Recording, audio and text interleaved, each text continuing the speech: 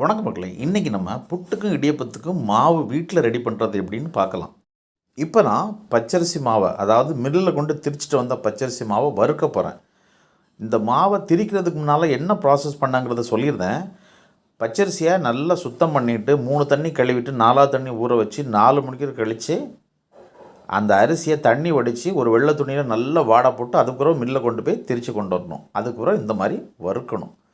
மாவு எந்த பக்குவத்தில் இறக்கணும்னு பார்த்தீங்கன்னா, மாவு லைட்டாக உருள ஆரம்பிக்கும். அப்படி உருள ஆரம்பிக்கும் போது நம்ம மாவை இறக்கிடலாம். இறக்கி ஒரு பாத்திரத்தில் போட்டு நல்லா ஆற வச்ச பிறகு தான் டப்பாவில் ஃபில் பண்ணி வைக்கணும். இப்போது இந்த மாவு நல்ல சூடாக இருக்குது. நல்லா ஆற விட்ட பிறகு இந்த மாவை நம்ம டப்பாவில் ஃபில் பண்ணி வச்சுக்கலாம். இந்த மாதிரி வறுத்து நீங்கள் மாவு வச்சுருந்தீங்கன்னா 6 மாதம் கூட கெட்டு போகாது. புட்டுக்கும் இடியப்பத்துக்கும் யூஸ் பண்ணலாம். வீடியோ பிடிச்சிருந்தால் லைக் பண்ணுங்கள், சேனலை சப்ஸ்கிரைப் பண்ணுங்கள்.